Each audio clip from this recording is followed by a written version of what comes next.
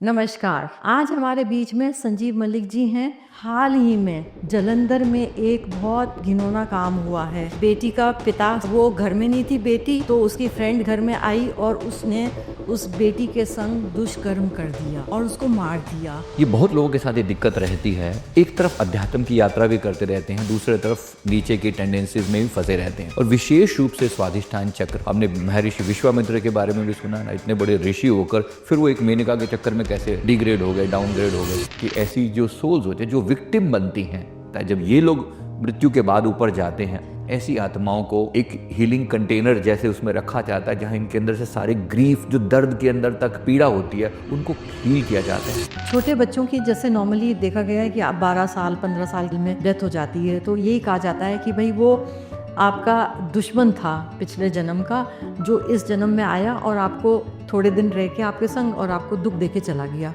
पीछे मैं किसी का एग्जाम्पल देके बता रहा हूँ। घर में एक बच्ची की डेथ हुई, किसी बच्ची की डेथ हुई 13 साल की एज में। उस बच्ची को हार्ट का कुछ प्रॉब्लम थी।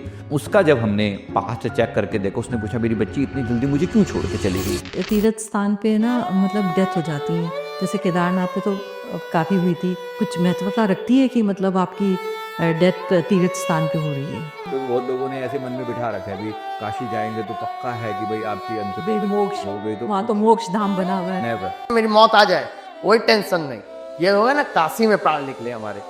नेवर, ऐसा हो ही नहीं सकता। मन में इच्छाएं हो, वासनाएं हो, डिजायर हो, दुनिया भर की चीजें, काम, क्रोध, लोभ, मोह, अहंकार अब अंदर से गया नहीं। और तुम सोचो कि ऐसी किसी जगह जाकर मैं मर जाऊं। छोटे बच्चे भी अंगदान कर रहे हैं, जैसे नेत्रदान कर दिया या कुछ भी कर दिया, तो ये कितना अंगदान कितना सही है। अगर किसी व्यक्ति की शरीर के साथ बहुत ज़्यादा अटैचमेंट है, बहुत ज़्यादा अटैचमेंट है, इस व्यक्ति को अंगदान बिल्कुल नहीं करना चाहिए। यही कारण है कि हमारे यहाँ पर सन्यासियों के शरीर को दफनाया जाता है, यानी कि उनके शरीर के साथ कोई मोह नहीं है, लेकिन जो सामान्य लोग हैं उनको जलाया जाता है, ताकि जो बाल हैं ये हमारी एक्सटेंशन है, कॉन्शियसनेस के, चेतना का एक्सटेंशन है। इसीलिए चोटी बनाई जाती थी एक एंटेना की तरह, कि चलो सारे सिर को कर दिया गंजा और केवल एक जगह पर एक एंटेना की तरह उसको रखा जाता था, चोटी को पीछे की तरफ ऐसे लगा के। हमारे एक क्लाइंट के साथ हुई, एक कोई स्नेहा करके क्लाइंट, उसने कहा कि हमारे पास जो भाई ना, उसकी कांपने वाली हालत थी और डरी डरी सी एकदम से। पूछा क्या प्रॉब्लम, क्या है, क्या हुआ तुम्हारे साथ। तो उसने कहा कि मैं रात को ऐसे बैठी हुई थी और मैं कुछ मेरे मन में कोई परेशानी सी चल रही थी। मेरे हस्बैंड हमेशा शराब पीकर आते हैं और बहुत मेरे को बुरी तरह से बीट करते हैं। हमने जब उसके अंदर उसकी एनर्जी को फील करके देखा, तो जिस एंटिटी का अटैक था ना, वो सिमिलर टाइप की लेडी थी, यानी कि उसके पति ने भी उसको वो शराब पी के मारता था और उसने अपने आप को मार डाला था।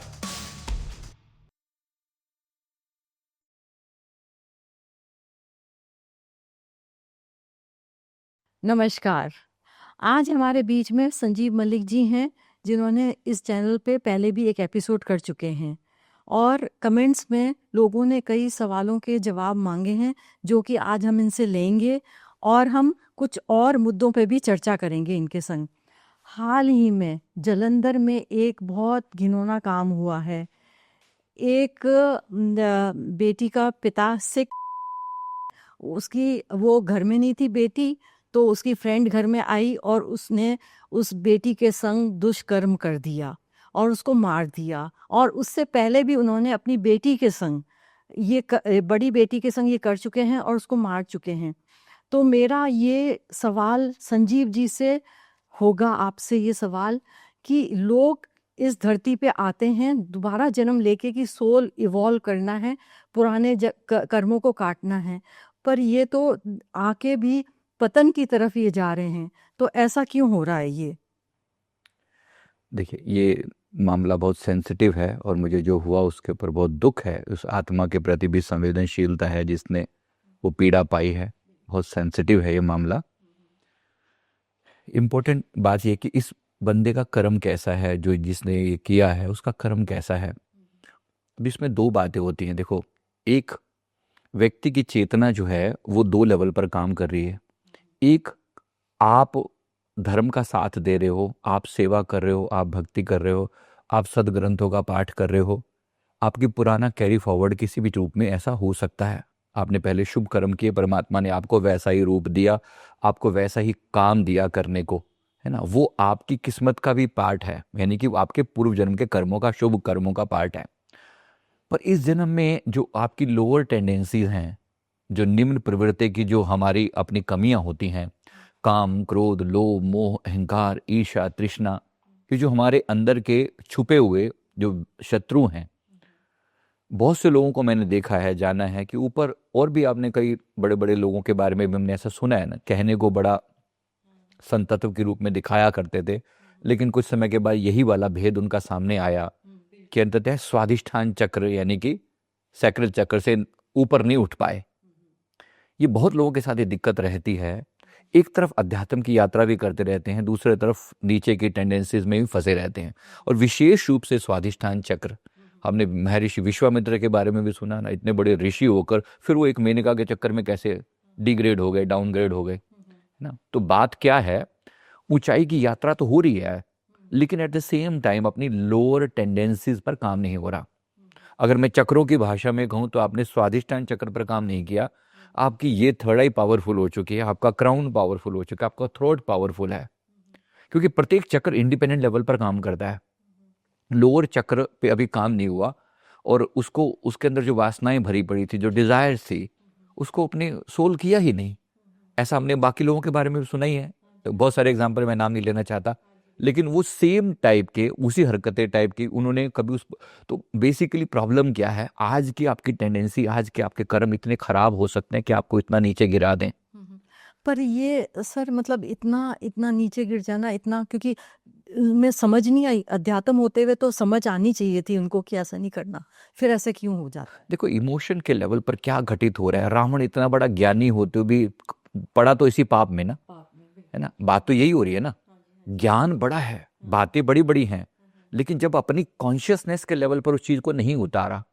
आप हमारे, मैं आपके पॉडकास्ट जो लोग सुन रहे हैं, आपके व्यूअर्स के प्रति भी मैं अपनी बात यही कन्वे कर रहा हूं, क्या सच में आप अपने अंदर झांक कर देखें, क्या सच में आपने अपने क्रोध पर, लोभ पर, मोह पर, अहंकार पर काबू पा लिया? बड़ा मुश्किल है कहना, है ना। रावण जो है अगर होता तो शायद वो और अपने देखने वाले पुतला देखने वाले लोगों से वो भी पूछता कि भाई तुम कौन सा, तुम दूध के धुले हो। समस्या ये है कि हमने उस पर काम नहीं किया। हमारे शास्त्र में सीधा सीधा कह रहे हैं कि नीचे से ऊपर की यात्रा करो। लोग अभी भी उसी लोअर टेंडेंसीज में अटके हुए हैं। तो एक तो ये उसकी आत्मा का एक डाउनग्रेडेशन है। ऐसे लोग मृत्यु के बाद बहुत ही बुरी दुर्गति को पाते हैं। इन्हीं के लिए महारौरव नरक है, महारौरव नरक है। और ऐसे नरक मतलब जहां पर डालकर वो इंसान को जब वो सजा दी जाती है तो इतनी भयानक सजा होती है कि उसकी रूह तक कांप उठे। परमात्मा ने तभी तो प्रावधान रखा है ना कि तुम ऐसे बिल्कुल भी नहीं सोच रहे हो किसी के बारे में, है, जब आप इतनी लोअर टेंडेंसी में जा रहे हो। अब बात, दूसरा बात ये भी किसके मन में ये आता कि जिसने सफर किया, उस लड़की ने, उस बच्ची ने, उसकी उसकी आत्मा का क्या कसूर, क्या उसका भी कोई कंसर्न हो सकता है? इसमें बहुत सी बातें होती हैं। एकदम से सीधा किसी का कसूर ठहराना बिल्कुल वैलिड नहीं है, लेकिन बहुत सी बातें होती हैं। वो अनहील्ड ट्रॉमा उसके अंदर हो सकता है, कोई ऐसा दर्द, कोई ऐसी बात हो सकती है जो उस फ्रीक्वेंसी, अब वो उसी जगह, उसी के साथ ऐसा बुरा क्यों हुआ, लोअर फ्रीक्वेंसी, लोअर फ्रीक्वेंसी, है ना, उसी के साथ ऐसा क्यों हुआ कि उसको इस व्यक्ति के सामने उसी टाइम पे आना था, ना आती, है ना। अगर इसको ऐसे देखा जाए तो वास्तव में यहां पर आता है ये जो इंसान के अंदर, जो इसमें कुछ कर्म का सिद्धांत भी हो सकता है, पर मैं उसको, इसका मतलब ये नहीं कह रहा कि मैं इस व्यक्ति की कोई पुष्टि कर रहा हूं या मैं इस व्यक्ति को वो कह रहा हूं कि ये दूध का धुला है, ऐसा नहीं कह रहा हूं बिल्कुल भी। पर कर्म भी कहीं ना कहीं अपना रोल प्ले करते हैं।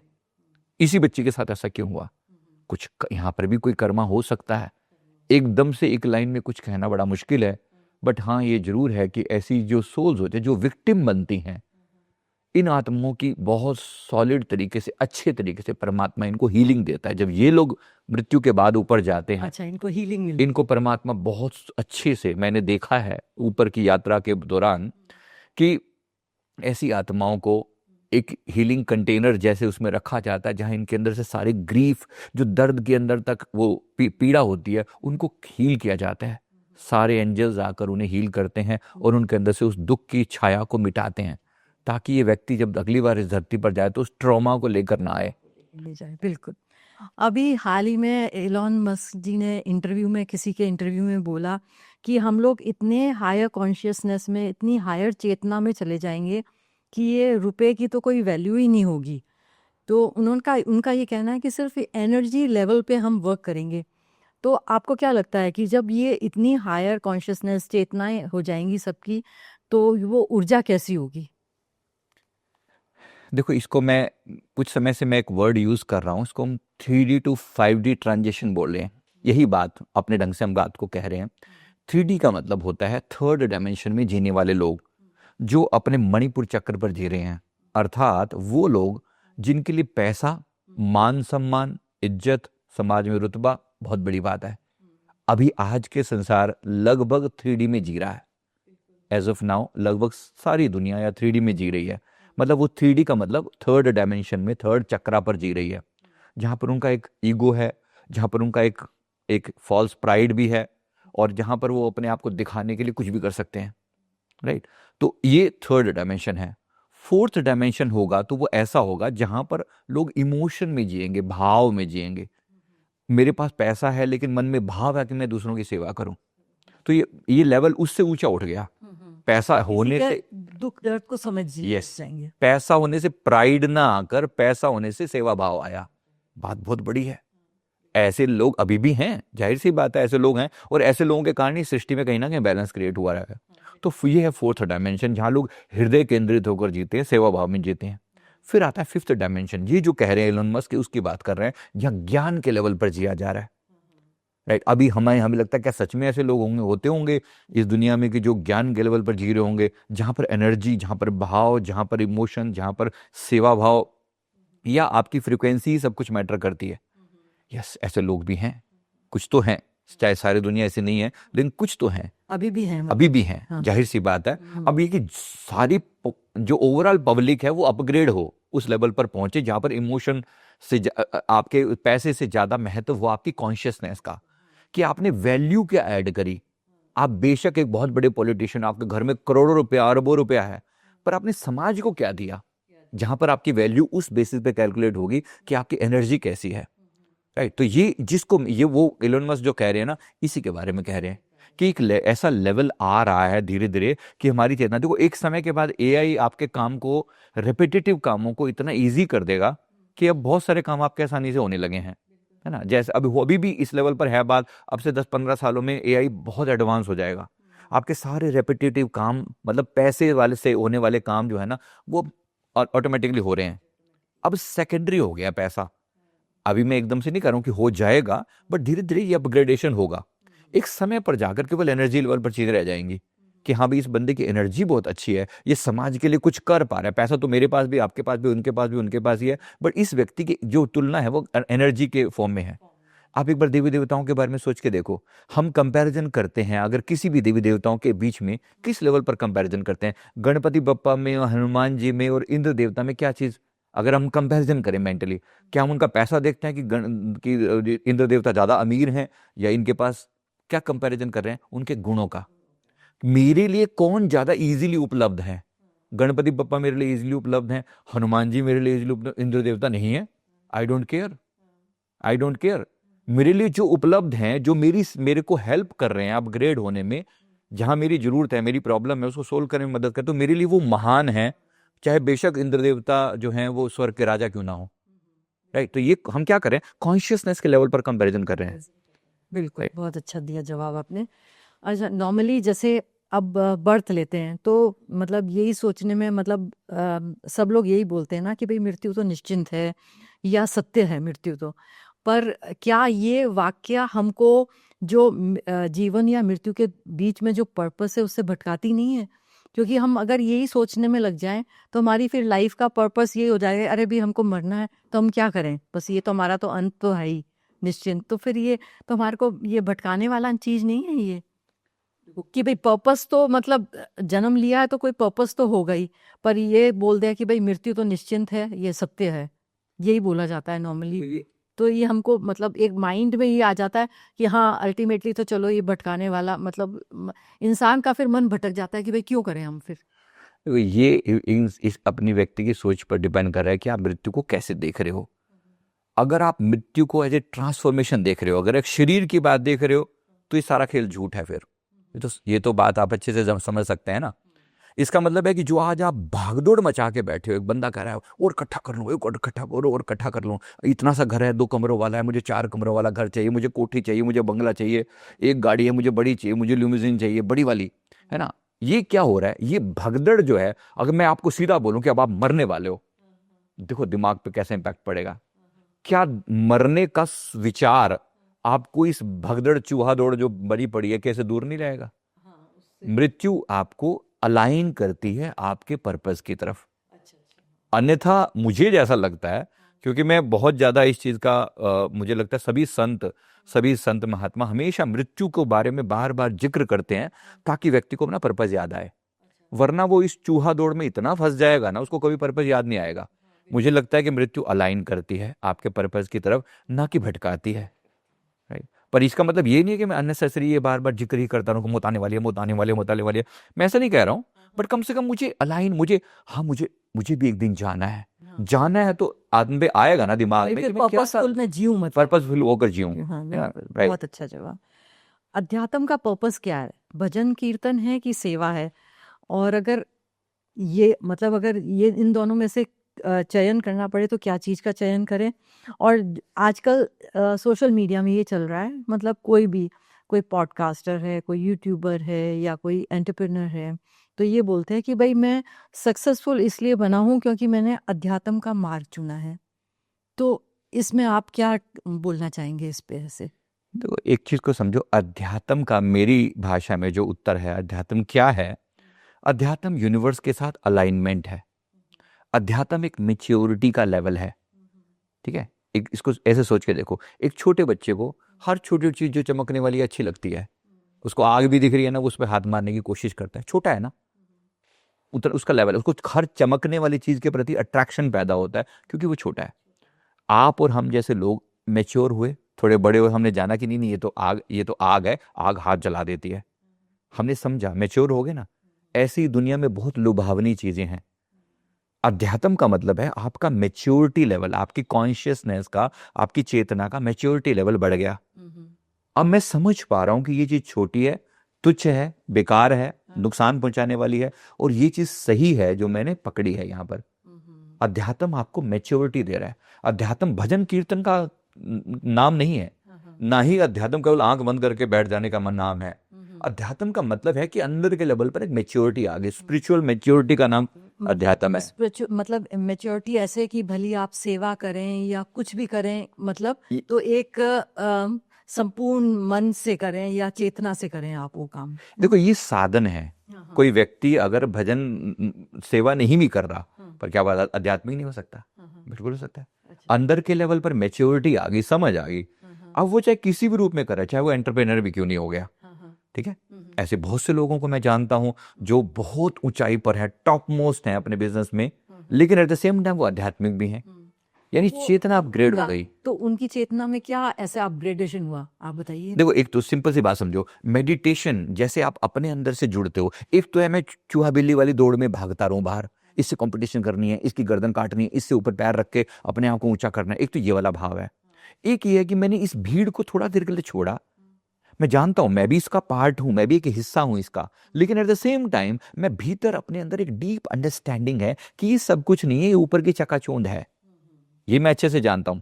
तो जब मैं इन चीजों को छोड़ के थोड़ा दूर हट के बात करता हूं, तो मेडिटेशन या अध्यात्म मेरे थॉट्स को क्लैरिटी देगा, मुझे एक बिगर पिक्चर देगा, है ना, बिगर पिक्चर देगा। क्योंकि अदरवाइज क्या है, मैं सिर्फ करंट देख रहा हूं कि बस अगले 1 साल में मेरे को अभी पैसा 1 लाख है तो अगले 1 साल में मेरे पास 3 लाख 5 लाख 10 लाख कैसे हो, जबकि मैं बिगर पिक्चर की बात कर रहा हूं कि मैं ओवरऑल मेरी जिंदगी का गोल क्या है। क्या पैसा ही गोल है? शायद नहीं, डेफिनेटली नहीं। तो अध्यात्म क्या कर रहा है? अध्यात्म मेरे व्यू को बिगर कर रहा है, हायर कर रहा है, मैच्योर हो गया ना। एक छोटे बच्चे को जो आग में अट्रैक्शन दिख रहा था, एक बड़े बच्चे को वो अट्रैक्शन नहीं दिख रहा, वो उसको पता ही आग जलाने वाली चीज है।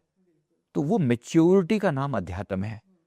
वो मैच्योर इंसान को जैसे फोकस आ जाता है और अपने जो लक्ष्य को पाने के लिए वो जो कुत्ते बिल्ली की दौड़ है उससे दूर हो जाता है। उससे दूर हो जाता है। उससे जब वो होने लग जाता है तो डेफिनेटली उसको किसी भी चीज में वो काम करेगा ना, एक आध्यात्मिक व्यक्ति के हर काम में ग्रेस आ जाएगी। अब वो खाना भी खा रहा है ना, कॉन्शियस होके खा रहा है, केवल ऐसे नहीं गड़ब गड़ब गड़ब गड़ब छोटी सी बात है, देखो कोई भी ड्राइविंग कर रहा है, कुछ कर रहा है, चला रहा है, छोटे से छोटा एक्शन भी उसका ग्रेसफुल हो जाएगा। बुद्ध जैसे व्यक्तित्व का मैं एग्जाम्पल दे रहा हूँ। बुद्ध जैसे व्यक्तित्व जब किसी को बात कह रहे हैं, किसी को कुछ कह रहे हैं, एक एक छोटी से छोटी बात भी उनकी ग्रेसफुल है, होश में भरी हुई है। वो ऐसे नहीं जी रहे जैसे मैकेनिकल पागलों की तरह नहीं जी रहे हैं।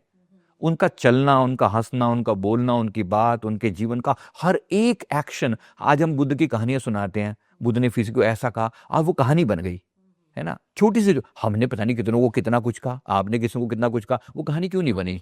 क्यों नहीं बनी? उनकी कहानी क्यों बन रही है? क्योंकि उनकी हर छोटी से छोटी बात में एक ग्रेस है। एक दिन बुद्ध जो है, मैं उन्हीं की बात निकले तो एक छोटी सी बात बता रहा हूं। बुद्ध ने ऐसे हवा में अपना ऐसे ऐसे हाथ हिलाया। उनका जो शिष्य आनंद जो है वो देख रहा है, कह रहे प्रभु ये क्या कर रहे हो, मतलब ऐसे हवा में हाथ क्यों ला रहे हो आप ये? तो उन्होंने कहा कि अभी कुछ समय पहले ना यहाँ पर एक मक्खी बैठी थी, मेरे यहाँ मक्खी बैठी थी, तो मेरा हाथ उस समय ऐसे ही हिल गया और मक्खी हवा में उड़ गई। तब मैं होश में नहीं था, तब मेरा ध्यान नहीं गया उस चीज के ऊपर।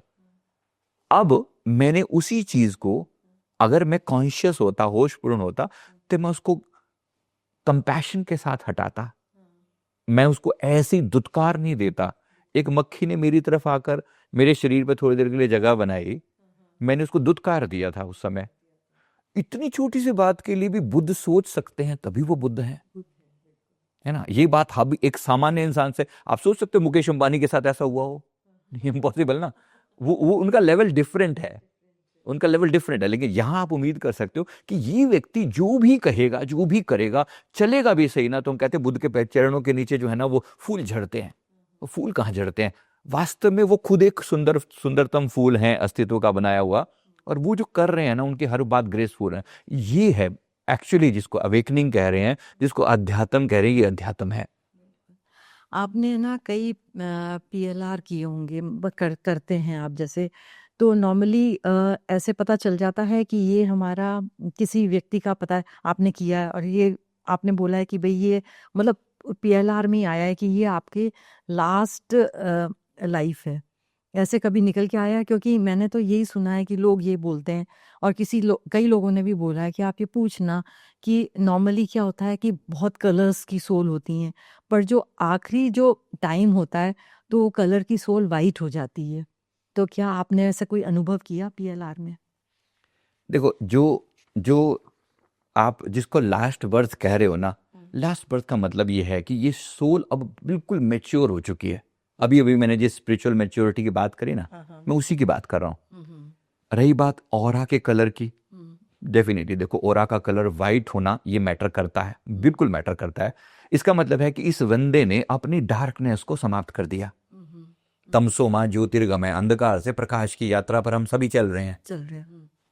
अध्यात्म का मतलब है परिपूर्ण रूप से प्रकाश हो जाना, अंतर में सारा अंधकार मिट जाना। तो जिस व्यक्ति ने अभी तक की पुरानी सारी यात्राएं, हम देखते हैं किसी व्यक्ति को, मैंने किसी व्यक्ति के इतना तक देखा है जैसे उस बंदे के 20,000 जन्म हो चुके हैं। अच्छा। और 20,000 बर्थ वो ले चुका है, अलग अलग रूपों में, जब कर रहा है, तब कर रहा है, ये कर रहा है, वो कर रहा है, बहुत साधन कर रहा है। ऐसे जन्म देखे बहुत लोग। मतलब उस व्यक्ति ने मतलब 20,000, तो मतलब कितने आपने उसके पर कितने किए, मतलब वो देखो सेशन तो कभी कैसा होता है ना, हम जब किसी व्यक्ति के बारे में सिर्फ एक यूनिवर्स से पूछते हैं कि भाई ये व्यक्ति मेरे सामने बैठा है, इसकी कुछ जन्मों की झलकियां दिखाओ, यूनिवर्स हमारे सामने एकदम से ऐसे पर्दा खोलता है। ये देख, अलग अलग अलग अलग अलग, कभी किसी रूप में, कभी किसी रूप में। ऐसे मैं नहीं कह रहा हूँ कि हर जन्म में हम डिटेल में जाते हैं, मतलब एक जैसे मुझे झलक आ रही है, ये बंदा बैठ के तप कर रहा है, बैठ रहा है, जब कर रहा है, प्रार्थना कर रहा है, ये कर रहा है, वो कर, बहुत सारे तामझाम कर चुका है ये। अब उसका मतलब है, अब आज मैं देख रहा हूं उसके प्रेजेंट टाइम में इस बंदे का हो रहा है एक वाइट हो रहा है। तो ये कहीं ना कहीं इंडिकेट कर रही है ये वाली बात कि मैच्योर हो चुका है, समझदार हो चुका है। देखो, जन्म मरण का मतलब क्या है, आखिरी जन्म का मतलब क्या है? आखिरी जन्म का मतलब है कि ये बंदा अब मैच्योर सोल हो चुकी है, इसके अंदर वासना का बीज खत्म हो गया है। इस बात को समझना। दोबारा जन्म लेने का पर्पस क्या होता है कि अभी इच्छाएं पेंडिंग है, इच्छाएं ही हमें दोबारा जन्म लेने के लिए मजबूर करती हैं, राइट। तो जब भी ऐसा होगा कि भाई अब मेरे अंदर कोई डिजायर नहीं बची, मेरे अंदर त्याग की भावना है, मैं किसी चीज में कोई लालच नहीं देखता, किसी व्यक्ति के प्रति देखते मेरे मन में किसी तरह का दुर्भाव नहीं आता, इसका मतलब है कि व्यक्ति मैच्योर हो चुका है। अब ये जन्म ले या ना ले, अब इसके ऊपर डिपेंड करता है। अच्छा। अब ये जन्म ले या ना ले, इस पर डिपेंड करता है। कोई आखिरी जन्म कोई ऊपर से बैठकर डिसाइड नहीं करता, भगवान कह रहा है अब तूने नहीं जाना, नहीं, ऐसा नहीं। भगवान बड़ी सॉफ्टली चीजों को ले रहा है। एक सिस्टम बना रखा है उसने, उस सिस्टम में आपकी टोटल आपको चॉइस दी है। आप चाहो तो लाख बार जन्म ले लो, उसको भगवान को कोई फर्क नहीं पड़ता। उसके पास इनफाइनाइट टाइम है, इनफाइनाइट रिसोर्सेज। पर जो वो मतलब अगर ये जो वाइट मतलब लाइट सोल हो जाती है तो क्या मतलब ये जन्म लेती है और लेके क्या करती है फिर वो? हो सकता है आपके रूप में बैठी हो, नहीं। हो सकता है मेरे रूप में बैठी हो। हाँ। ये सोल्स लेकर जब एक बार मेच्योरिटी आ जाती है इनके अंदर, वो लेवल आ जाता है जहां पर अपने मोस्ट कर्म बंधन काट चुके होते हैं, प्योर हो चुके हैं लगभग, अपने सारी डार्कनेस पर काम कर चुके हैं, एनलाइटन हो चुके हैं। साधु संत बड़े होके मतलब वो आपके रूप में भी हो सकते हैं, मेरे रूप में भी हो सकते हैं। हम नहीं कह रहे कि हम पूरी तरह से एकदम एनलाइटन हैं, लेकिन एनलाइटनमेंट का एक डीप लेवल अचीव हो चुका है। अब डिजायर्स नहीं बांधती, अब डिजायर्स बांधती नहीं है, आपको इच्छाएं पैदा नहीं होती चीजों को देख के, इससे ये पालूं, इससे वो पालूं। अब एक स्पिरिचुअल मेच्योरिटी आ चुकी है। अब इसके हाथ में है कि द्वारा जन्म चाहे या ना चाहे, प्रकृति की ओर से कोई बंधन नहीं है। बंधन नहीं है, बिल्कुल। बस इसका मतलब ये लेवल आ चुका है, तो ये सोल चाहे तो बिल्कुल एग्जिट हो सकती है। एक दो सिम्टम और भी हैं जिन लोगों के लाइफ में बहुत ज्यादा समस्या आ रही है ना, और हर समस्या के बाद जैसे जैसे एक झटका सा लगता है इंसान की चेतना को ना, क्वाइट पॉसिबल इनकी जो मतलब कार्मिक डिजोल्व होने का जो टाइमिंग है ना, बहुत फास्ट होता है। एक के बाद एक बीमारी, एक के बाद एक तकलीफ, एक के बाद एक। इसका मतलब है कि परमात्मा चाह रहा है कि इनकी हर चीज जल्दी जल्दी इनके कार्मिक समाप्त हों और ये एकदम प्योरेस्ट फॉर्म में आकर, शुद्ध फॉर्म में आकर अपने आप को मैच्योर लेवल पर देख सके। बहुत अच्छी जन्म चाहे ना चाहे, ये इसकी इच्छा है इच्छा। ना, वो जबरदस्ती नहीं है। संजीव जी, कोई अनचाही एंटिटी या कोई मतलब खराब एंटिटी कोई अटैक करती है किसी पर्सन पे, तो नॉर्मली वो उसका जैसे सुसाइड कर लेता है या किसी का मर्डर हो जाता है, तो इसके पीछे का सच क्या है? कोई आपको ऐसे पीएलआर किया आपने तो आपको पता चला ऐसे कोई कि क्या हो जाता है ऐसे कि भी एंटिटी क्यों उनको अटैक करी और क्यों उन्होंने ऐसे डिसीजन लिया या उनके संग क्यों हो गया ऐसे मर्डर? देखो, कोई भी बाहरी एंटिटी जो है, एंटिटी मतलब एक एनर्जी है, नेगेटिविटी पर वो वाइब्रेट कर रही है सर्टेन नेगेटिव फ्रीक्वेंसी के साथ। मान लीजिए किसी व्यक्ति का खुद का मर्डर हुआ था, अब वो नेगेटिव फ्रीक्वेंसी पे जी रहा है, बदले की भावना से जी रहा है। मतलब जी रहा है का मतलब मृत्यु के बाद की बात कर रहा हूँ, ऑब्वियसली जी रहा है मतलब उस लेवल पर है, वो उस योनि में, प्रेत योनि में है। ठीक है, अब यहां पर कोई व्यक्ति वैसी ही भावना के साथ बैठा हुआ है, बदला, किसी ने उसके ऊपर अपमान किया, बुरा किया, कोई सामान्य व्यक्ति, और वो बार बार उसके बारे में बुरा सोच रहा है, यानी उसकी खुद की फ्रीक्वेंसी अब नेगेटिव हो चुकी है। तो जब कोई व्यक्ति बुरा सोचता ही चला जाता है, उसी फ्रीक्वेंसी पर सोच रहा है बदला लेना है, बदला लेना है, बदला लेना है, तो उसके ऑरा के अंदर एक डार्कनेस आनी शुरू हो जाएगी, एक होल होने शुरू हो जाएंगे। बदले की भावना आमतौर पे हृदय से आती है। समझो उस व्यक्ति के हार्ट के एनर्जी जोन में, उसके हार्ट के आसपास एक होल हो गया। ये एंटिटी जो होती हैं, ये वहां से अटैक करती हैं। जो जिस फ्रीक्वेंसी पर वाइब्रेट कर रहा है ना, जिस फ्रीक्वेंसी पर वो एंटिटी है और इस बंदे की फ्रीक्वेंसी मैच कर रही है, तो ये अट्रैक्ट करती है, लॉ ऑफ अट्रैक्शन की तरह से एकदम एक दूसरे के पास आती हैं। ये एंटिटी इसको प्रभावित कर सकते हैं, इसके मन में और विचार बढ़ते हैं, जा बदला ले, जा बदला ले, जा बदला ले, मार डाल, ये कर दे, वो कर दे, ऐसे कर दे, वैसे कर दे। ये मन में भाव पैदा कर सकती है। डिसीजन अभी भी इसी को लेना है।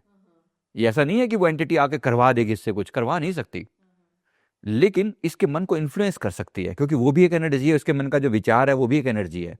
एनर्जी को एनर्जी इन्फ्लुएंस कर सकती है, जबरदस्ती नहीं कर सकती उसके साथ। सर, हाल ही में एक ऐसा केस हुआ था कि अभी दिल्ली में कि किसी की वाइफ ने अपने आप को सुसाइड कर लिया क्योंकि उसके हस्बैंड के ऑलरेडी सेकंड वाइफ मतलब उसने कहीं शादी करके रख रखी थी। तो पर वो अच्छे गरीब परिवार की थी, उसके बच्चे भी थे, उसने सडन डिसीजन लेके अपने फांसी खा ली। तो ये क्या चीज़ है सर? उसको मतलब सब परिवार उसको अच्छा मिला हुआ, सब चीज़ अच्छा मिला हुआ, उसके मन में क्या भावना आ गई कि बिना बच्चों को ये छोड़े हुए भी मतलब बच्चों को छोड़ के उसने ऐसे फांसी खा ली? देखो, कोई इमोशन जो है एक दिन में नहीं एकदम इतना हाई हो जाता, समय लगता है। उसने एक बार नहीं, हमें तो एक बार में कहानी पता चली कितनी बार उस लेडी ने अपने अंदर मंथन किया होगा, जब उसे पता चला होगा ये वाली बात, कितनी बार उसके हृदय को डिच हुआ होगा, कितनी बार उसे धोखा, कितनी बार उसके दिल को चोट पहुंची होगी, 1 बार 2 बार 3 बार। इंसान कहीं ना कहीं एडजस्ट करता ही है ना, पहले ही नेगेटिव थॉट पर आते कोई सुसाइड नहीं कर लेगा, है ना। बहुत बार सोचा होगा, बहुत बार अपने आप को समझाया होगा। फिर जब मैंने कहा ना, जैसे एक नेगेटिव फ्रिक्वेंसी पर एक सोल आ ही जाती है कि मेरे साथ बुरा हो ही है, मैंने देख ही लिया कि बुरा है, देख ही लिया कि बुरा है, देख ही लिया बुरा है। अब उसके अंदर जो ट्रस्ट, जो उसका चीट हुआ, जिस व्यक्ति पर वो भरोसा करके बैठी हुई, पता लगा कि वो तो कुछ और ही, कहीं और ही जुड़ा हुआ है, कुछ और ही उसकी लेवल की फ्रिक्वेंसी है। अब ये सोल एक सर्टन लेवल पर आकर इतनी नेगेटिविटी, मैंने कहा ना, वो इतनी नेगेटिव फ्रिक्वेंसी में आ चुकी होती है, अगर इसके आसपास में कोई उसी नेगेटिव फ्रिक्वेंसी की सोल मौजूद हो तो फिर उसके ऊपर अटैक हो जाता है। तो उसके सोच को वो और नेगेटिव कर देगी, उसके सोच को वो और नेगेटिव कर देगी। रिसेंटली बिल्कुल सिमिलर वाली बात हमारे क्लाइंट के साथ हुई। एक कोई स्नेहा करके क्लाइंट है, नाम चेंज करके बता रहा हूँ।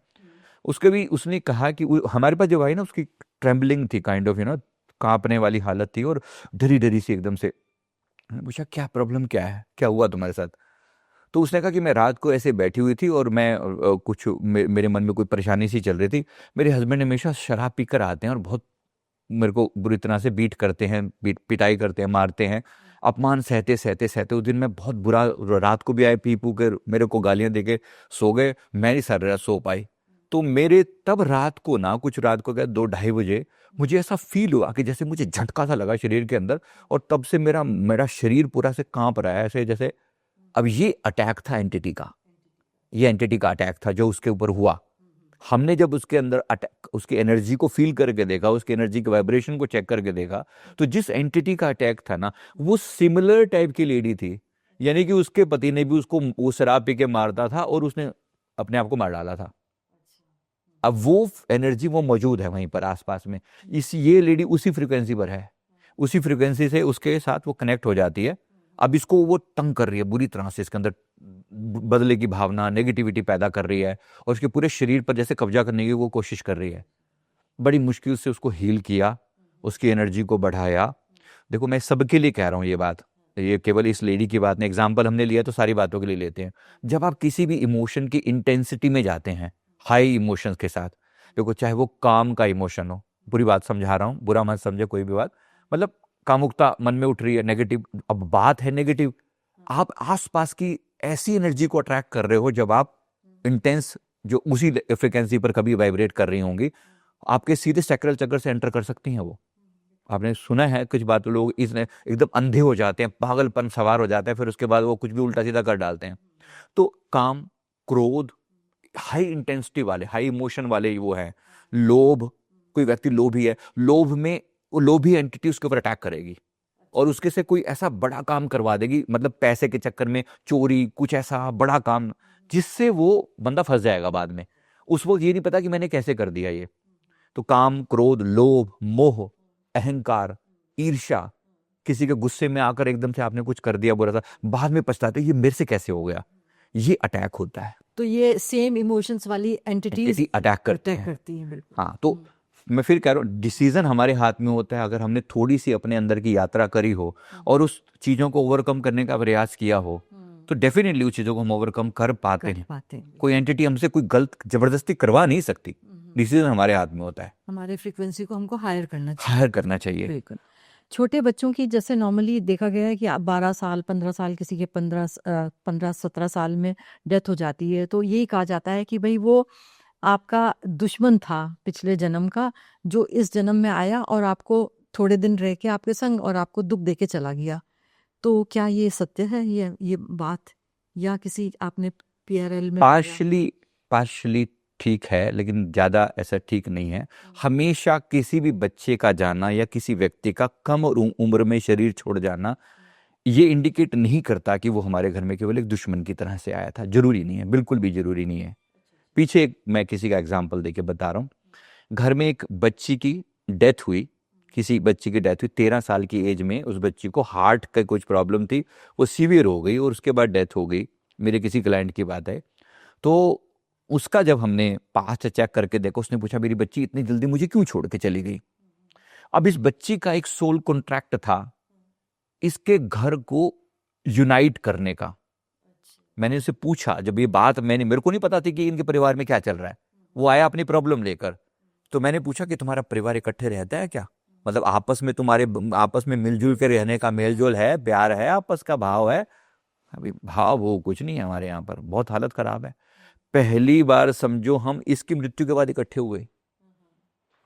अब देखो, इस बच्ची का एक सोल कॉन्ट्रैक्ट ही ऐसा था कि ये जब भी इसने एक घर के सारे लोगों को आपस में मिलाएगी, और इसने बताया, जब मैंने इसे पूछा तो उसने कहा कि ये सबको, मम्मी पापा आप फंक्शन कब करोगे घर में, सबको कब बुलाओगे, दादी कब आएंगी, नानी कब आएगी, ऐसे सबको बुलाने की बात करती थी। मतलब इसकी सोल उस लेवल की सोल थी जहां सबको जोड़ना चाहती थी वो, पर वो अपने जीते जी अपनी एनर्जी से वो नहीं कर पाई। तो इस सोल का फ्रीक्वेंसी फिर ऐसी थी कि मेरे सेक्रीफाइस के बाद ही ये मिल पाएंगे, और उसका सेक्रीफाइस ही उसका यही सोल का कॉन्ट्रैक्ट था, उसके बाद वो लोग मिले। ये एक पार्ट है स्टोरी का, जरूरी नहीं कि मैं सबकी बात ऐसे कर रहा हूँ, और भी चीजें हैं जो आपने कहा, कुछ हद तक वो भी ट्रू है। कभी कभी किसी सोल के साथ हमारा कोई लेन देन का ऐसा रिश्ता था कि वो सोल, मैंने उसको कभी, मतलब उसने मुझे कोई पैसा दिया था, मैं उसे लौटा नहीं पाया, वो इस जीवन में मेरा बेटा या बेटी बनकर मुझसे ले नहीं आया, वो ये भी पॉसिबल है, कभी कभी ऐसा भी होता है। तो वो भी एक सोल अपना कॉन्टैक्ट, उसके ऊपर जो मैंने पैसा लगाया, जो भी किया, जितने साल जिया वो, मतलब जितने साल जिया, तो वो पूरा हिसाब किताब करके मेरे यहाँ से बेसिकली वो क्लैरिटी के साथ वो चला गया। तो ये भी पॉसिबल है। पॉसिबल है। नॉर्मली जैसे देखा जाता है कि जैसे कि तीर्थ स्थान पे ना, मतलब डेथ हो जाती है, जैसे केदारनाथ पे तो काफ़ी हुई थी। अभी एक डेथ जैसे कैलाश में उधर आंधी तूफान आया था, तो ये प्रतिमा बेदी जी वो मतलब चलती रही थी, उनके संग और भी लोग चलते रहते। अभी वृंदावन में कोई हमारे रिश्तेदारी गए थे और उनका मतलब शादी वादी हुई और उसके बाद उनकी डेथ हो गई वहाँ पर ही, मतलब वृंदावन में। तो इसकी क्या महत्वता है कि ये कुछ मतलब कुछ महत्वता रखती है कि मतलब आपकी डेथ तीर्थ स्थान पे हो रही है? देखो, हर तीर्थ स्थान की अपनी एक पॉजिटिव फ्रिक्वेंसी होती है। मतलब एक जोन ऐसा है जहां पर कोई किसी ऋषि मुनि ने कभी तप किया था, किसी संतों ने कभी सत्संग किया था, भगवान के कभी चरण पड़े थे, अमृत टपका था, कोई ऐसी कोई भी तीर्थ, आखिर यही तो है। अब किसी जगह पर तीर्थ का मतलब एक हायर वाइब्रेशन वाली जोन है वो, ठीक है। अब आप एक सामान्य इंसान की तरह उस तीर्थ पर गए, उस तीर्थ पर गए तो जाहिर सी बात है, एक घर के माहौल में जो मेरा विचार थॉट प्रोसेस होगा, और एक तीर्थ स्थान पर जाने के बाद थॉट प्रोसेस तो चेंज हो ही जाएगा, भाव चेंज हो जाएंगे। यहाँ मैं चीज़ों के साथ अटैच फील कर रहा हूँ, तीर्थ स्थान पर जाने का मतलब है मेरी अटैचमेंट कम हो गई थोड़ी सी। तो अगर ऐसी जगह पर कोई व्यक्ति जा रहा है जहां उसकी अटैचमेंट थोड़ी कम हो रही है, उसकी फ्रीक्वेंसी थोड़ी रेज हो रही है, उसको कहीं ना कहीं भगवान की याद आ रही है, तो उसके अपग्रेड होने के चांसेस बहुत हैं, मतलब चांसेस ज्यादा हैं। मैं नहीं कह रहा हूँ कि मोक्ष मिल जाएगा, नो, बिल्कुल भी नहीं, क्योंकि बहुत लोगों ने ऐसे मन में बिठा रखा है कि काशी जाएंगे तो पक्का है कि भाई आपकी अंत में अगर मृत्यु हो गई तो वहाँ तो मोक्ष धाम बना हुआ है। नेवर नेवर, ऐसा हो ही नहीं सकता। चेतना तुम्हारी हो बिल्कुल लोअर ग्रेड की, मन में इच्छाएं हो, वासनाएं हो, डिजायर हो, दुनिया भर की चीजें, काम क्रोध लोभ अहंकार अब अंदर से गया नहीं, और तुम सोचो कि ऐसी किसी जगह जाकर मैं मर जाऊं और मेरी मोक्ष प्राप्त हो जाए, इम्पॉसिबल, ऐसा कुछ नहीं होता। अगर ऐसी बात होती तो गंगा जी में रहने वाली जो मछलियां हैं, जो मेंढक हैं, वो तो कभी के कल्याण हो चुका होता ही ना, वहां पर कोई भी कुछ ऐसा है ना। क्या नॉर्मली डिवाइन सीड या जो स्टार सीड आप बात करते हैं, तो क्या ये साधारण परिवार में जन्म लेती हैं? और अगर साधारण में तो किस विशेष अवस्था होती है उनकी अवतारण की? कोई जैसे कोई भी परिवार में, या तो साधारण परिवार में जन्म ले रही है या अच्छे परिवार में, तो जब उनकी जैसे अवतारण की जब अवस्था होती है तो क्या विशेष होती है कोई अवस्था ऐसी इनकी? नहीं, ऐसा किसी जगह के हिसाब से नहीं होता। मतलब ये लोग क्या करते हैं, जैसे एक फ्रीक्वेंसी चुनते हैं, जिस जगह पर इस फ्रीक्वेंसी पर मुझे वाइब्रेट करना है, जहां मेरे अपने जो टारगेट में लेकर आया हूं, जो गोल में लेकर आया हूं, उस गोल के पूरे होने की संभावना सबसे ज्यादा है।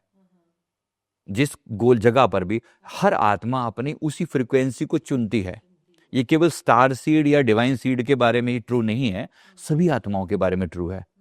अगर आपके पास भी चॉइस होती, मान लो मैं बात कर रहा हूं, एक जगह है, मान लो अफ्रीका में आपको बहुत ज्यादा हाई रिचेस के साथ आपको जन्म मिलता होता, एक भारत में आध्यात्मिक धरती पर चाहे पैसा कम मिले, चाहे बहुत ज्यादा हाई लेवल का भारी संसार का जीवन ना हो, फिर भी अगर आपकी चॉइस हो तो क्या चुनते?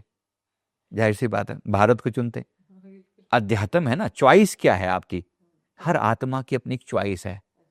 अब जिस आत्मा ने जिस लेवल पर काम करना है, अब खास तौर पे डिवाइन सीड और स्टार सीड का मतलब क्या होता है? ये वो आत्माएं होती है जो उच्च लोकों पे, डिवाइन लोकों में कहीं ना कहीं रह रही होती हैं। इस धरती पर आने का एक मकसद होता है। जब वो टास्क पूरा करने के लिए आती हैं तो अपने लिए एक जोन चुनने की उनके पास चॉइस होती है। ये चॉइस हर आत्मा के पास नहीं होती है ना। जो हायर सोल्स हैं उनके पास चॉइस होती है, क्योंकि उनके पुण्य कर्म है, शुभ कर्म है, अच्छे कर्म है, तो वो आत्माएं चुन सकते हैं कि मैं इस जगह पर जाकर रहूंगी तो यहाँ मेरी फ्रिक्वेंसी को सबसे ज्यादा बल मिलेगा, पावर मिलेगी, जहां पर मैं अपना काम आसानी से कर सकता हूँ। तो सर ये क्या, एक नॉर्मली एक नॉर्थ कैरोलिना में एक व्यक्ति रहते हैं, उनका नाम है क्रिस्ट बेल्सो।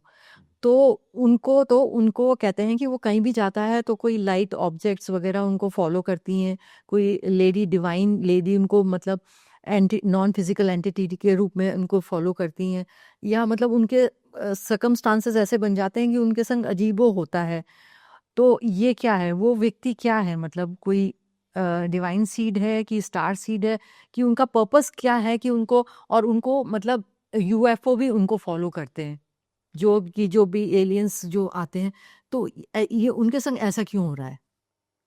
देखो, क्रिस बेल्सो के बारे में जो मैंने जितना थोड़ा बहुत समझा है, बात की मैंने अभी आपकी फोटो दिखाई तो मैंने तभी उनको बारे में थोड़ा सा जाना, जितना मैं उनकी एनर्जी को समझ पाऊँ, yes he seems to be a star seed. वो किसी दिव्य लोक से आए हैं और किसी बड़े पर्पस को लेकर आए हैं। जैसा उन्होंने अपने उसके में लिखा, मैंने थोड़ी देर में थोड़ा समझा, और फिर उनकी एनर्जी को जितना मैं पढ़ पाया हूँ, वेरी पॉजिटिव एनर्जी। उनके ऑरा में मुझे वाइट में ब्लू टिंग्स दिखाई दिया। जो एनर्जी है ना, वो ब्लू और पिंक कलर की वाइब्रेशन फील हुई। पिंक वाइब्रेशन जो होती है ना, वो बहुत लविंग सोल्स के लिए होती है, यानी लव वाइब्रेशन, प्रेम की और भाषा। नॉर्मली इनको वो कहते हैं कि मेरे वो लेडी जैसे मतलब फीमेल डिवाइन जैसे उनको फॉलो करती है ऐसे। जैसा ऐसा लग रहा है, मतलब मुझे उनकी बातों से और जो थोड़ा बहुत मैंने उनके बारे में समझा, मुझे वो फील हुआ कि कोई सोल ये एक पर्पस लेकर आए हैं बड़ा, कोई सोल उन्हें वापस उस पर्पस की तरफ अलाइन करना चाहती है, और ये अभी वो नहीं कर रहे हैं। क्योंकि इनको मैंने देखा, समझा कि 2007 के आसपास इनको कुछ डिवाइन एक्सपीरियंस शुरू हुए थे।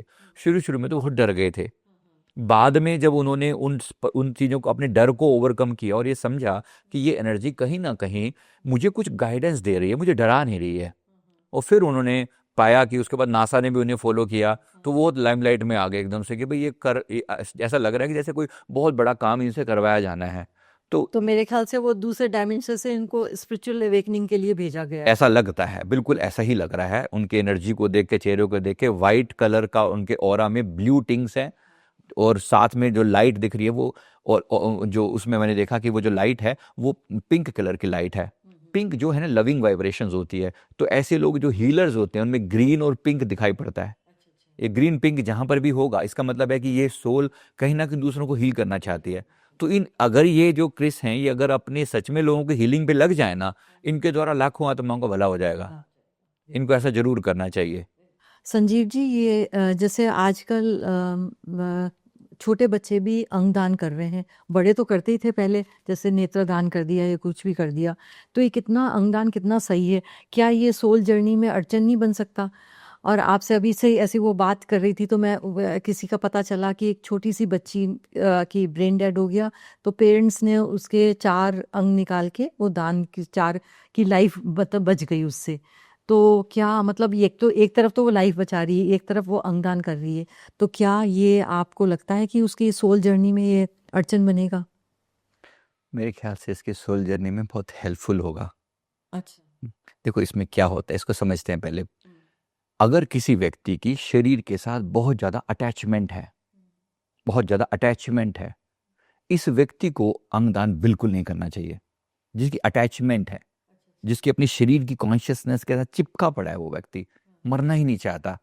अब ऐसा व्यक्ति मर जाए और ऐसे व्यक्ति का अगर अंगदान किया जाए, तो इसकी सोल जर्नी डेफिनेटली नेगेटिव जाएगी, क्योंकि इसका अभी शरीर में बहुत मोह है, अटैचमेंट है। ये तो पर लोग तो जैसे होते हैं कि भाई जैसे आजकल तो ये बुक कर देते हैं कि भाई मैं मेरे मरने पे मेरी आंख दान कर देना, राइट। पहले ही डिसाइड कर लेते पर ये हैं। कितने कम लोग करते हैं, सोचो।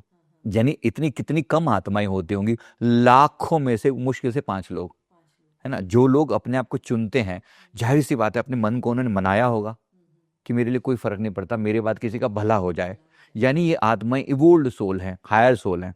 मैं फिर कह रहा हूँ जबरदस्ती नहीं। जबरदस्ती अगर जैसे मान लो कोई व्यक्ति की एक्सीडेंट में डेथ हो गई और फिर उसको हमने कहा कि इसमें से ये ऑर्गन निकालिया, वो ऑर्गन निकालिया, अगर ऐसा है तो ये खतरनाक है, ये उसकी सोल जर्नी में नुकसानदायक है। लेकिन अगर कोई व्यक्ति खुद से चुन रहा है, इसका मतलब है उसके शरीर के साथ इतनी अटैचमेंट नहीं है। अगर ऐसे व्यक्ति के शरीर का कोई भी अंग किसी के भी इस्तेमाल में हो सकता है, जरूर करना चाहिए, 100%, 1000% करना चाहिए। आई डू सपोर्ट कि जब ज़्यादा से ज़्यादा, हमने पीछे कैंपेन भी चलाया था, हमने कहा था कि अगर आपके सच में, क्योंकि हम तो मेडिटेटर्स का ग्रुप है पूरा, है ना, तो मेडिटेशन करने वाले लोग हैं तो भाई ठीक है, फिर जाओ तो एक महापुण्य करके जाओ कि मेरी आंखों से, मेरे हाथों से, मेरे लीवर से, मेरे बॉडी के किसी भी ऑर्गन से किसी का भी भला होता है तो सब कुछ निकाल लेना, क्योंकि शरीर से कोई मोह नहीं है। यही कारण है कि हमारे यहाँ पर सन्यासियों के शरीर को दफनाया जाता है ना, कब्र बना के, या उस टाइप में समाधि बना के, नॉट कब्र, समाधि बनाकर उन्हें दफनाया जाता है। यानी कि उनके शरीर के साथ कोई मोह नहीं है। लेकिन जो सामान्य लोग हैं उनको जलाया जाता है ताकि शरीर के साथ जो अटैचमेंट है वो वहीं क्लियर हो जाए। तो अगर कोई व्यक्ति सच में डिटैच्ड है और तो डेफिनेटली उसको अपने अंगदान करके जाने चाहिए। तो एक ये है थ्योरी सर, क्या है, क्योंकि नॉर्मली ये हमारे बताते हैं ये कि लोग बताते हैं कि जो बाल हैं ये हमारी एक्सटेंशन है, कॉन्शियसनेस के, चेतना का एक्सटेंशन है। तो क्या ये वाकई में हमारे बाल हैं? क्योंकि नॉर्मली तो मैंने मूवी में जैसे देखा है कि लोग अपने टिप बालों के टिप पानी में डाल देते हैं और उससे कहते हैं कि आपको सिर में ठंडक मिल रही है, आपको मतलब दिमाग में आपको शांति मिल रही है। तो ये क्या है वाकई में आपकी चेतना का ये एक्सटेंशन है? तो सही, डेफिनेटली है। और अगर इसको उसी लेवल पर सोचा जाए तब, अब कोई व्यक्ति इसके साथ अपनी अटैचमेंट क्रिएट कर ले तो बात अलग। देखो कुछ लोगों को अपने बालों से कितना मोह होता है, स्पेशली कुछ लेडीज को बहुत ज़्यादा अटैचमेंट होती है। वहाँ वो चेतना का प्रतीक नहीं बनते, वहाँ वो शरीर का ही प्रतीक है, वो उनकी ब्यूटी का प्रतीक है, सिंबोलिज्म है ना। उनको अपनी खूबसूरती, ऐसे लोगों वो की ईगो हो जाता है। हाँ, ईगो हो जाता है कि मेरे बाल लंबे ऐसे वैसे व्हाटएवर। दिक्कत क्या है, ऐसे लोगों के लिए वो चेतना का प्रतीक नहीं है तो सही, मतलब उस वे में, लेकिन क्योंकि मान्यता नहीं है, उसके मन का भाव नहीं है वैसा, तो ऐसे लोगों के लिए वो सिर्फ बॉडी की ब्यूटी का ही प्रतीक है। बाकी अगर आप इसको उस लेवल पर देखो तो यस, हमारी ही एक एक्सटेंशन है। इसीलिए चोटी बनाई जाती थी एक एंटेना की तरह कि चलो सारे सिर को कर दिया गंजा और केवल एक जगह पर एक एंटेना की तरह उसको रखा जाता था, चोटी को पीछे की तरफ ऐसे लगा के, है ना, एक विशेष जगह को प्रोटेक्ट करने के लिए। क्राउन को थोड़ा प्रोटेक्शन दिया और बाकी पूरे सिर को लोग पहले समय में बहुत ज्यादा ऐसा रखते थे, बाल रखते थे। पीछे उद्देश्य यही था। और ये काम स्त्रियों के साथ नहीं होता था, पुरुषों के साथ ज्यादा होता था, है ना। तो पुरुषों के लिए वो चीज सहज थी, स्त्रियों के लिए वो सिंबल ऑफ जो ब्यूटी रहा है, इसलिए सबको नहीं होता था। केवल बहुत साध्वी स्त्रियां जो होती थी उनकी बात अलग है ना। दोनों में फर्क है ना। पुरुषों में बहुत कॉमन सी बात हुआ करती थी, लगभग सभी लोग बाल्ड हो जाया करते थे, लड़कियों में, स्त्रियों में नहीं होता था। फर्क है दोनों के अंडरस्टैंडिंग के लेवल में। तो वहां पर आप कह सकते हो यस, वो चेतना का एक्सटेंशन है। और चेतना का एक्सटेंशन है तो अगर आप उसके ऊपर कोई थेरेपी लगाते हो, जैसे आपने उसकी टिप को अगर पानी में डुबोया, यस, वो वहां से एनर्जी को सक करेगा और उसके साथ जोड़ के अपने आप को एनर्जाइज कर सकता है, चीज़ों को क्लींस कर सकता है। राइट, धन्यवाद, आपने बहुत अच्छी तरह से समझाया। और मैं अपने व्यूअर्स से, दर्शकों से बोलूँगी कि आप इनका पूरा ये वीडियो ज़रूर से देखिएगा, 1-2 बार देखिएगा और शेयर भी कीजिएगा, क्योंकि इन्होंने बहुत अच्छी तरह से समझाया है। और मैं इनका नंबर अपने डिस्क्रिप्शन में डालूंगी, क्योंकि कई कमेंट्स होते हैं कि जो जवाब यही दे सकते हैं, तो ये ज़रूर से जवाब देंगे। और मैं अगर नहीं भी दे पाएंगे तो मैं क्वेश्चंस इनको भेजूंगी, आपको जवाब मिल जाएंगे। और अगर आपको PLR इनसे कराना है या मेडिटेशन इनसे कराना है, इनके कोर्सेज हैं, ज़रूर से ज्वाइन कीजिए, इनके संग आध्यात्मिक यात्रा अपनी शुरू कीजिए। धन्यवाद।